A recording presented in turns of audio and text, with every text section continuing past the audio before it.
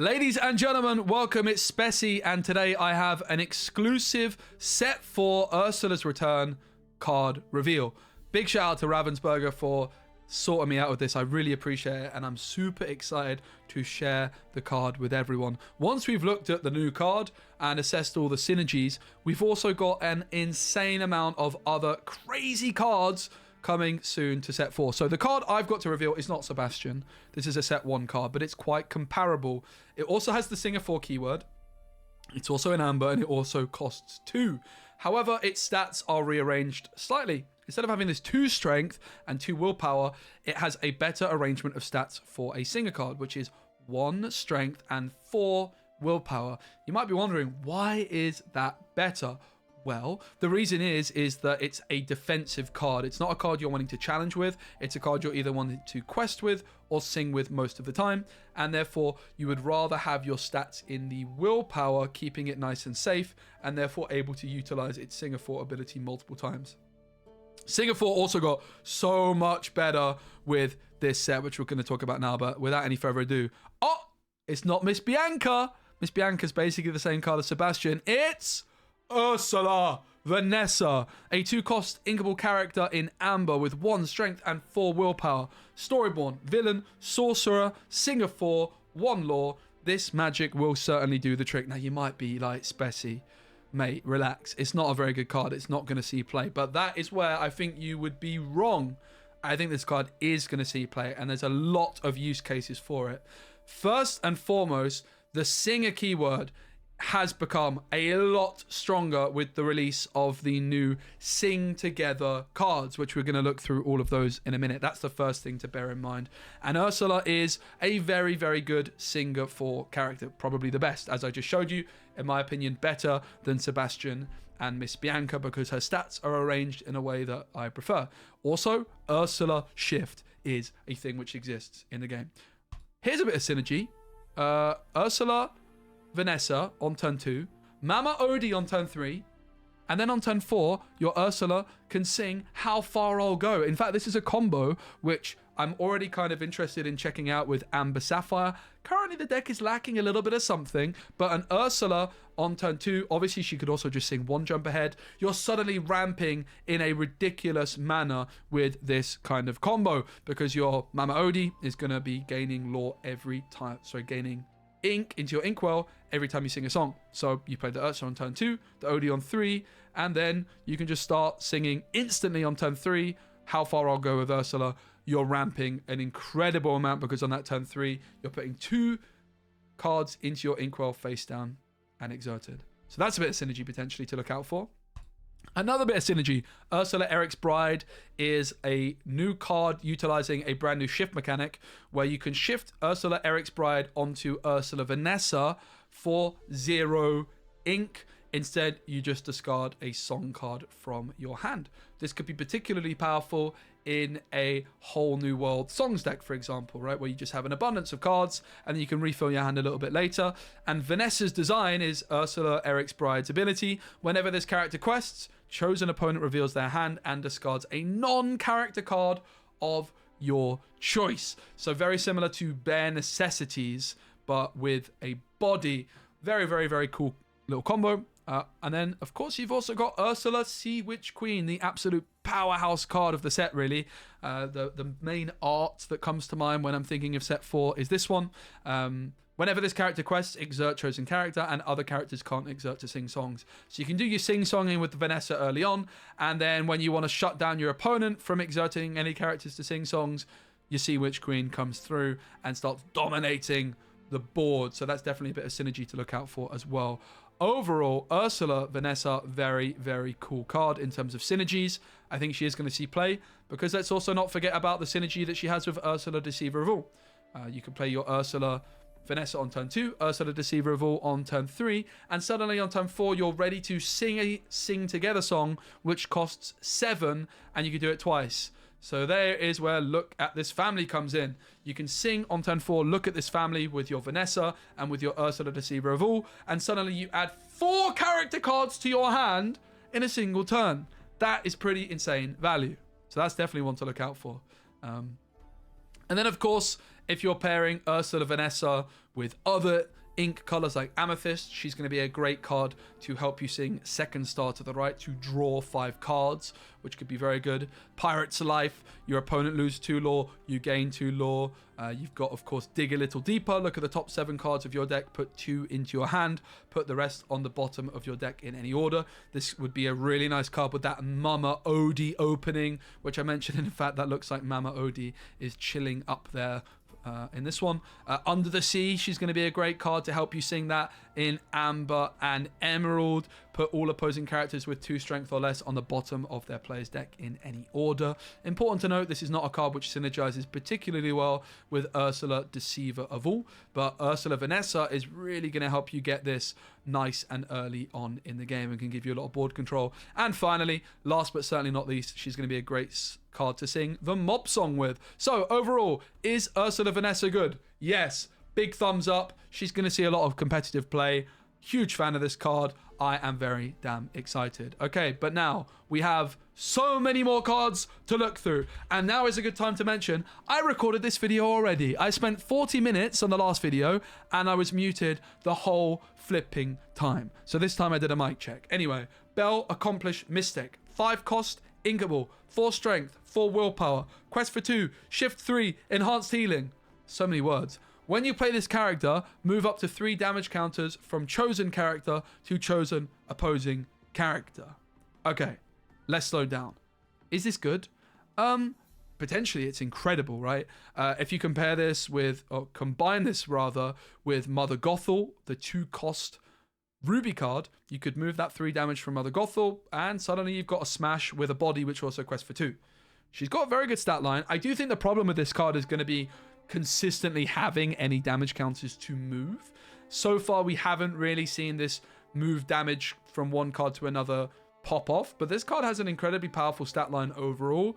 One problem maybe with this card is there isn't an abundance of good Belle cards to shift onto which come to mind, but perhaps down the line, if we see more Belle cards which are cheap and good, this card could become better. Certainly one to keep an eye on. I wouldn't expect this card to be great right out of the gate in set 4, but maybe as the meta develops, it could be a card which finds its way into some decks. Thieves, the Big Olive. This is a steel location, and steel locations, you always have to consider the fact that John Silver, this 3-cost pirate, is a great card with locations. Hasn't really popped off in the way we might have anticipated it to, and that's a big part down to steel having not many good locations. So is this one good? Yes. Yes, it is. It has 7 willpower. It costs 1 to move a character there. If you can make it here, is the ability. And during your turn, whenever a character banish is another character in a challenge while here, gain 2 lore. So while it doesn't gain any lore each turn, you could, in theory, gain lore with it the turn that you play it. So let's say you play it on turn 3, and then you also move a character into Thieves, challenge, 2 lore instantly. That's pretty powerful. Obviously then, rush synergies, could be very, very good with rush cards as well. Obviously, Jolly Roger gives pirates rush, but you need the character to be at Jolly Roger in order to gain the rush. So there's not that much synergy between those two. But definitely rush characters in general, very, very good. I think this card could be great. I like the look of it. I'm really excited. There's a couple locations like this which don't gain you lore instantly, but can gain you a lot of lore down the line if not answered. I like the look of it. Cool card. Up next, we have Aral Grotto. Kind of similar. This one I don't like, though. It's a 2-cost inkable location in Sapphire, 7 willpower. It costs 2 to move a card there, and I don't know why, because having a character here seems somewhat irrelevant. While you have 3 or more items in play, this location gets +2 lore. That's a lot of items you need to achieve that. So Aral's Grotto, I mean, you could play it on turn 2, but you're probably not going to want to do that, right? Because Sapphire already struggles in an early game of not having much board presence. You're probably wanting to actually play characters on the board or play items on the board, not this. So if you're playing items and then you're playing this, where's your board control? Spoiler alert, you don't have any. And therefore, this card just seems a bit too clunky. You're not going to want to play it on turn 2. You're probably going to want to play it on like turn 6 or 7. And at that point, are you really going to be wanting to play Aral's Grotto on turn 7? Probably not. I don't think it's going to be very good, but maybe I'm wrong. Because if you can achieve the ability, it's definitely good. I just don't really see a deck that would be competitive that's playing that many items, and then the payoff is you gain 2 lore off a location which could be removed in a single turn at that stage in the game. Up next, a fascinating card, Great Stone Dragon, which is a 3-cost inkable item in Sapphire. The most obvious comparison to this one is going to be Fishbone Quill, but there's a lot of differences that we need to unpack. This is Asleep, which means it enters play exerted, and then Awaken. Exert and put a character card from your discard into your Inkwell face down and exerted. Okay, so obviously the key difference here between Fishbone Quill and this is Fishbone Quill is taking a card from your hand, whereas this is taking a character card from your graveyard. But that's not where the differences end, because Fishbone Quill, you play it on turn 3, and then you get to 4 ink on turn 3, the turn you play it, because the card that you put into your Inkwell while face down is not exerted. And what that means is you can play Fishbone Quill on turn 3, and then you can also utilize that ink instantly with something like Develop Your Brain, Captain Hook, Fire the Cannons, whatever it might be. And then also, of course, you're gaining that ramp instantly, which means on turn 4, you'd start the turn already at 4 ink, and then you could use your Fishbone Quill again to go to 5 ink very, very quickly. Great Stone Dragon, on the other hand, is a lot slower because the character card that you put is exerted, so you can't utilize that ink instantly, and it enters play exerted as well. So you play Great Stone Dragon on turn 3, and then on turn 4 you can exert it to put a character in your grave or in your discard into your Inkwell. So it's only turn 5 you actually see that ramp. Meanwhile, Fishbone Quill by turn 5 has already been able to give you 3 ramp. So it's basically 2 ramp behind a Fishbone Quill, which is a big deal. However, the longer the game goes on, as long as you have characters in your discard, which isn't that easy to achieve in fairness, then it's just going to be gaining you 1 ink per turn, without the downside of course losing a card from your hand. So in decks where you don't have access to a Whole New World, for example, Great Stone Dragon is an interesting ramp option instead of Fishbone Quill. I think this card will see some play in some niche decks. Probably not going to be a card you play 4 copies of, but certainly a card I could see you playing like 1 copy of. It's kind of similar to Heart of Tefiti, and I think it's better than Heart of Tefiti. I actually quite like the look of this card. I think in some really grindy, slow decks, this could be pretty good. It's obviously Flaversham Fuel as well at some point in the game. I think it's good. I think this card could be a really nice card in like Ruby Sapphire as a 1 or 2 of. Let me know what you think. Up next, Pegasus Cloud Racer. Oh, you guys know me. I love some Emerald. I've turned into a big Emerald fanboy. And all the Emerald cards look really nice from set 4. Not all of them, but a lot of them. And this is no different. This card looks incredible. It's a Floodborn character with Shift 3, and there is a 1-cost Pegasus, which is already amazing. In fact, it's the card I'm most excited for in the whole of set 4. The 1-cost Pegasus, if you're not familiar, is Pascal, but an Emerald, except it's always evasive. It doesn't have that condition of needing another character on the board. So Pegasus, the 1-drop, the meta, I think is going to warp around it quite a lot. I think Pascal's going to make a big comeback as a way of dealing with it, for example. So then having this shift option to dodge those Pascals and dodge those tech options to remove your Pegasus could be really nice. It's evasive, it quests for 2, it has a 3/3 stat line, so it's also a nice answer to Minnie Mouse. And when you play this character, if you use the shift to play him, your characters gain evasive until the start of your next turn. I can just imagine giving my Prince John evasive while I quest with my whole board. That sounds pretty damn nice. I like the look of this card a lot. I think it's going to see a lot of competitive play. I think it's a really, really strong card. What I will say, I don't think it's quite as strong as it looks on first look. I think it's easy to think that this card is like bananas, bonkers, incredible, insane. But it's important to remember that the card you're shifting onto is already quite strong, and therefore it does lose a little bit of its value for that reason. Morph could be a good target for it as well, of course. That's worth considering. All right, up next we have Medallion Weight, a 2-cost inkable item in Ruby. Very, very slow card, but Ruby does struggle for card draw. So any card which draws you cards in Ruby is seriously worth considering. You exert it and spend 2 ink, and a chosen character gets +2 strength this turn. Whenever they challenge another character this turn, you may draw a card.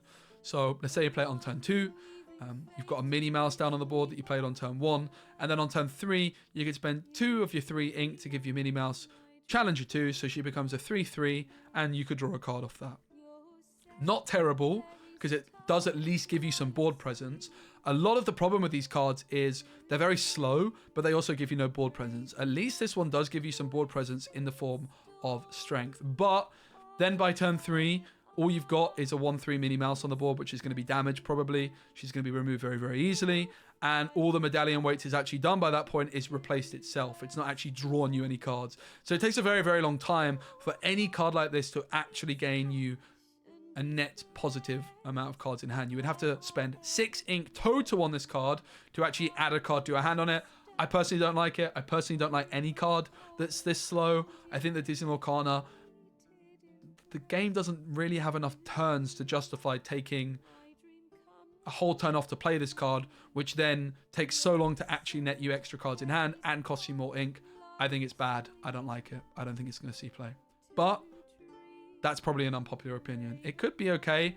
Personally, again, this style of card, not for me. I think it's just a bit too slow. Maybe down the line, though.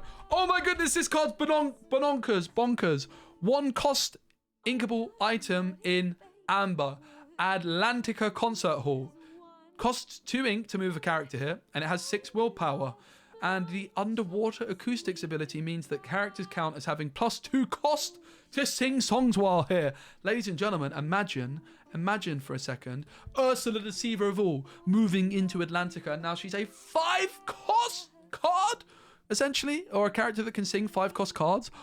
So you play Ursula on turn 3, like you usually would, and then you play on turn 4 Atlantica for 1 ink. You spend 2 ink to move Ursula in here. You've got 1 ink spare to maybe play a Pegasus or something, I don't know. And then suddenly you sing the We Don't Talk About Bruno card, which is a new 5 cost song in Emerald, which puts a card from your opponent's side of the board into their hand, and they discard a random card. So it's like a Mother Knows Best with the discard. And you can do that twice suddenly, because with Atlantica, your Ursula Deceiver of All counts as a Singer 5. So that is a wombo combo to look out for. Oh my goodness, I'm excited for that. I like the look of this card quite a bit. Cool. And next we have Aerial Treasure Collector, a super rare, and she's super good. She's a 6 cost inkable card with 3 strength and 4 willpower. She quests for 3, she has ward, but the girl who has everything ability means while you have more items in play than each opponent, this character gets +2 lore. Loring for 5? Guys, that's a lot of lore.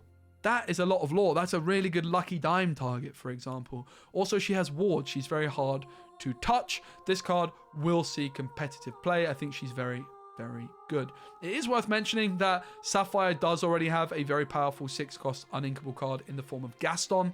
Of course, also, if you're pairing Sapphire with Ruby, you've got Madame Medusa and Lady Tremaine at that slot. But I think that in the right style of deck with lots of items, this is a banger. This is a really good card. I like the look of it. I really, really do. Speaking of items, this card breaks the game fundamentally, and I love it. Oh my goodness, I'm excited for this card. 2 cost uninkable item. However, it's not really uninkable. I mean, it is, but it isn't really. But it isn't really. Oh my goodness, this card's crazy. Fresh ink. When you play this item, draw a card. So it replaces itself, which is pretty good already. But then, unexpected treasure. All cards in hand count as being inkable. What? Huh? Oh my goodness. So suddenly, your Aerial Treasure Collector isn't uninkable if you have 1 copy of Hidden Inkcaster down on the board. It's inkable. Suddenly, your 3 copies that you have left of Hidden Inkcaster, if you have the other Hidden Inkcaster on the board, are inkable. That's why I'm saying it's not really uninkable, because all it takes is for you to play 1 of them, and then your whole hand is inkable. Oh my goodness, this card's insane. Wow. I've seen some very interesting discussions on this card saying, it's not really that good. You can't really fundamentally build your deck differently for this card because it's going to be too inconsistent. Disagree. You have 4 of them. Hard mulligan for it. There's also some item tutor cards in Sapphire, which we'll be taking a look at later on in the video. I love this card. Also for like a mill deck where you have to play janky cards like Lady Tremaine and you just get really and do it again. Suddenly those cards are inkable. Oh my goodness, this card looks so saucy. I love it. This might be my favorite card from the set. I don't even know if it's that good. I just love the design. It's so fascinating. Fundamentally, like changing the rules of the game. Wow. And it's a common. Wow. I love this game, man. Up next we have Hades. Oh my goodness, it's a legendary. I have a translation. 4-cost inkable card. Quest for 1, 3, 3 stat line. And the rough translation is you can exert it and banish one of your other characters and play a character with the same name as the banished character for free. So it's like a shift mechanic, but instead of paying ink for it, you banish the card and get to play it for free, which is a lot better because let's say I want to shift onto 2-cost Ursula, right? For example, let's just use Vanessa here as an example. I could sing with Vanessa, then exert my Hades, and then shift in, I don't know, like Ursula Deceiver of All. It's like not the best example because obviously it's only a 3-cost card. But let's say I was to do that, I got the singing value from Ursula, and I didn't have to spend any ink to play my Ursula Deceiver of All. But of course, this could be even more powerful if you combine Ursula Deceiver, like the 2-cost Ursula, with Amethyst, and you can suddenly shift in that 7-cost Ursula from set 1, which doesn't actually have a shift keyword. But suddenly with Hades, it kind of does have a bit of a shift keyword. It's a different kind of shift, and if your character is exerted that you're shifting onto, the character that you're playing from hand is just going to be readied, which is pretty damn interesting. This is a saucy card. I love it. I'm very excited. I don't actually know how good it is, but it's certainly very, very exciting. Okay, up next we have Marshmallow, the terrifying snowman, and this card sucks. I'm sorry, Marshmallow. It sucks. It's 3-cost, uninkable, 0 strength, which is not a lot of strength, and 3 willpower, quest for 1. And Behemoth, this character gets +1 strength for each card in your hand. If it was inkable, maybe it would be okay, but it's not. It's uninkable. It's bad. Sorry. Moving on. Up next we have a 2-cost inkable song in Amethyst, and the rough translation is your opponent picks up, or maybe you could also do it yourself, not certain on that, but it's like a befuddle. This card is like befuddle, but as a song, but it can also target items and locations and characters which cost 2 or less. Of course, this could be a nice song to sing with Ursula Deceiver of All, because then you can bounce back 2 of your opponent's cards at once. Pretty good card. I think this card is really nice in like a tempo Amethyst Emerald deck. This will see some competitive play, in my opinion.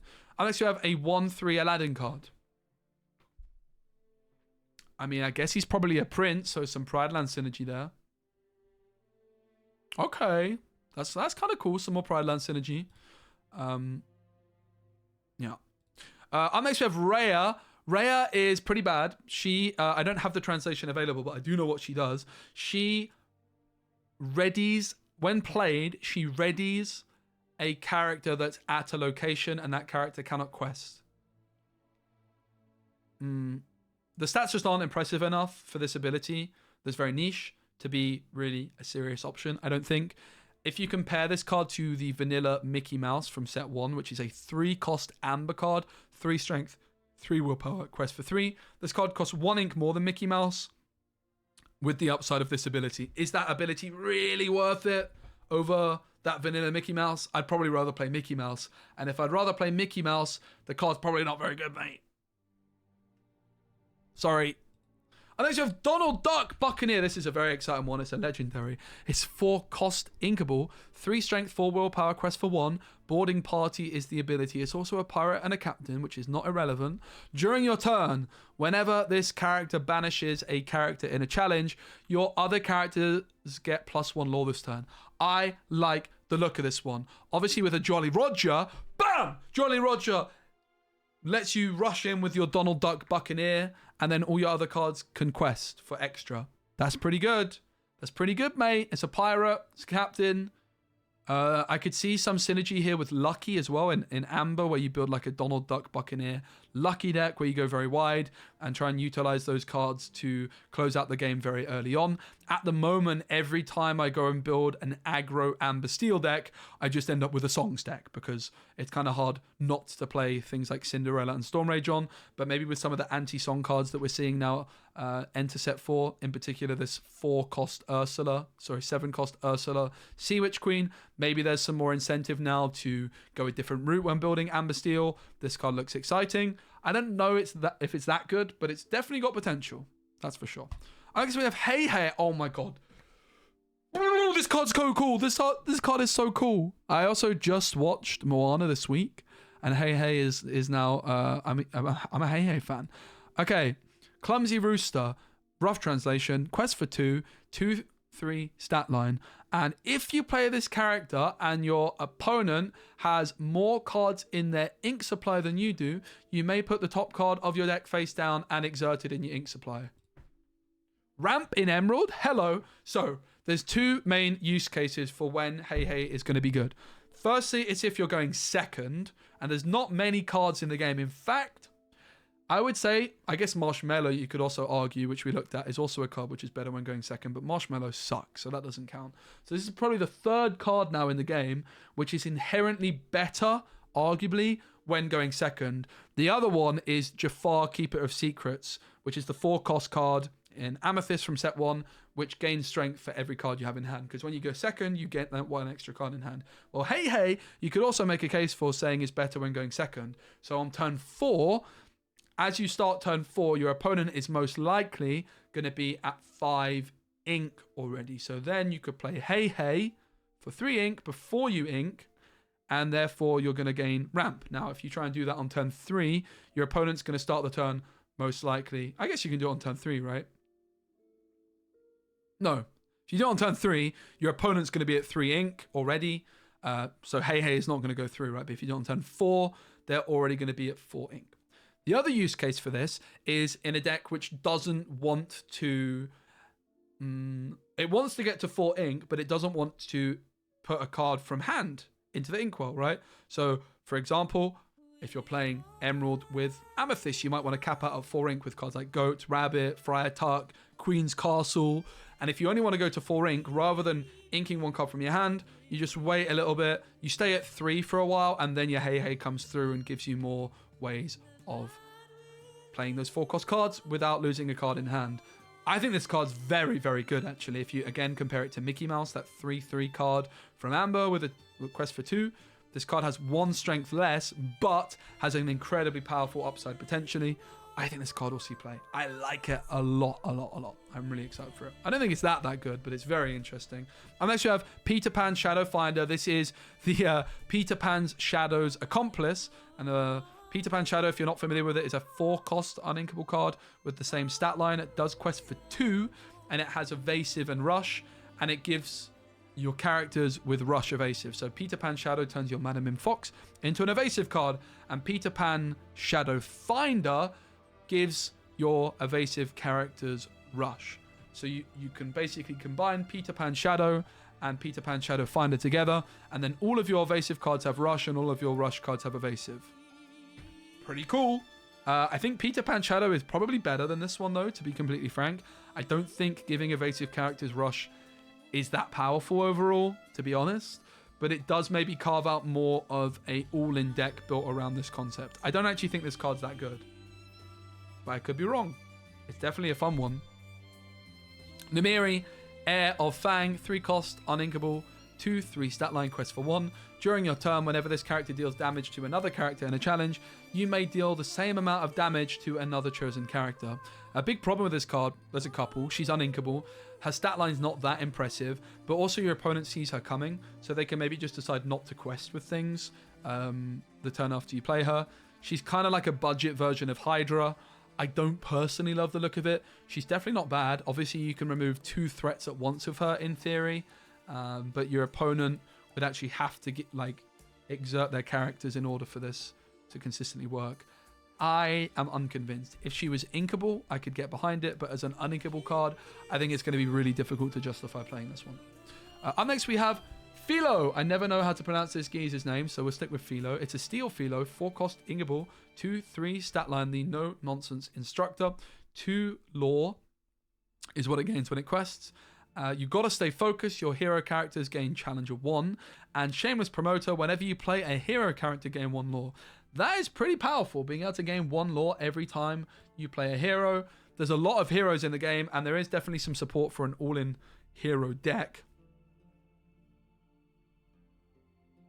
I think this could be good. Depends. Are hero decks good? well, this is definitely a step in the right direction for hero decks. I think it's got potential. If it's not great this set, maybe in set 5 it could prove to be good. Okay, up next we have Floatsome Ursula's Baby. There's so many Floatsome Jetsome cards where you can build a whole deck around it. And oh my goodness, I think this card is insanely good. I love the look of it. 3 cost, uninkable, 4 strength, 2 willpower, which is a pretty good stat line already. Quick escape. When this character is banished in a challenge, return this card to your hand. So it's a card you want to challenge with this 4 strength, and it comes back to your hand. That's pretty good. Your character's name Jetsome gain. When this character is banished in a challenge, return this card to your hand. Oh my goodness. So you play Floatsome on turn 3, and if you've got a Jetsome that you played on turn 2, that Jetsome can challenge and come back to your hand. That's pretty good. Huge synergy there with Lyle Tiberius Roke. That's set 3. Set 4? No, set 3. Set 3 card from Emerald, which whenever one of your characters is banished, your opponent loses a law. So some kind of control, Jetsome, Floatsome, Emerald, Amethyst deck with Lyle Tiberius Roke looks like the business. The next one is not as impressive. Jetsome, Ursula's Baby, 2/4. This one is inkable. It has Challenger 2, so it's a 4/4, which quests for 1. Ominous pair, your character's name Floatsome game Challenger 2. I mean, that's still not bad. Also important to note that these are kind of similar or very, very thematic in terms of like the Ursula Sea Witch Queen, but they do look quite different in this image. And the Floatsome has stolen the crown. Now the crown and trident to mine, said Ursula. But the text on this one, he snatched the trident from the betrayed Glimmer.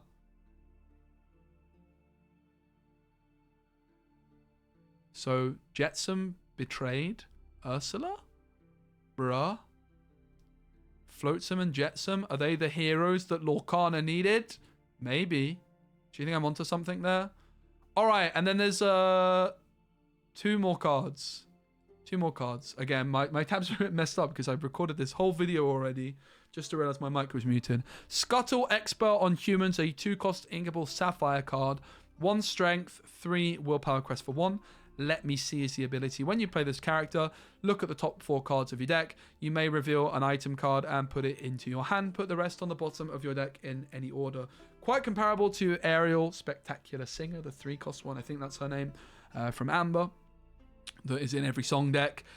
A lot worse though. Ariel has obviously Singer ability, which is synergizing a lot. This is not giving you the opportunity to play any items for free. Obviously, it could be nice to just add an item to hand and it replaces itself. It's actually not a bad card. It can sing 1 jump ahead.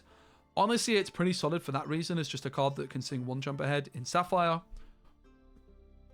It's actually not bad. I think this card could be seeing some play.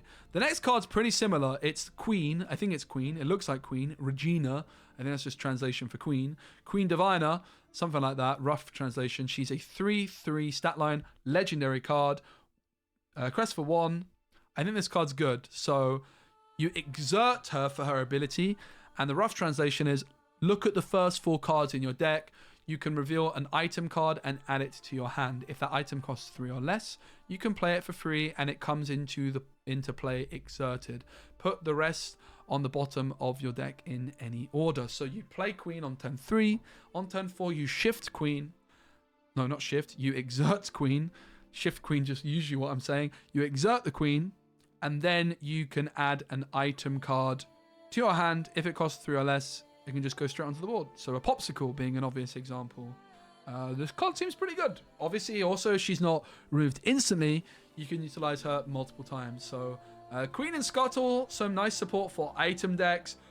I think they're both pretty solid, actually. I think this card isn't great, but the fact it can sing 1 jump ahead is what makes it more interesting to me. Just a card to play on curve in Sapphire, which is adding a card to your hand. If you're pairing Sapphire maybe with like Fishbone Quill, like this can help you find your Fishbone Quill. That's another reason. Okay, Scuttle's kind of good, right? Can sing 1 jump ahead, can shoot to your Fishbone Quill in time. Okay, I actually, in the original recording of the video, I was quite low down on this card, but he's winning me, or they're winning me over. All right, thanks so much for watching the video, guys. I really appreciate it. That is everything we got. Big shout out to Ravensburger for allowing me to reveal Ursula Vanessa. Very excited for this card. It's a beautiful artwork. Shout out to Angela Simpson. I also do want to mention that A bunch of these cards have been revealed by other Disney Lorcana content creators. I have had a bit of a hard time finding out exactly who's revealed what, but in the description below, there's going to be links to all of the card reveals that I can find by other Disney Lorcana content creators.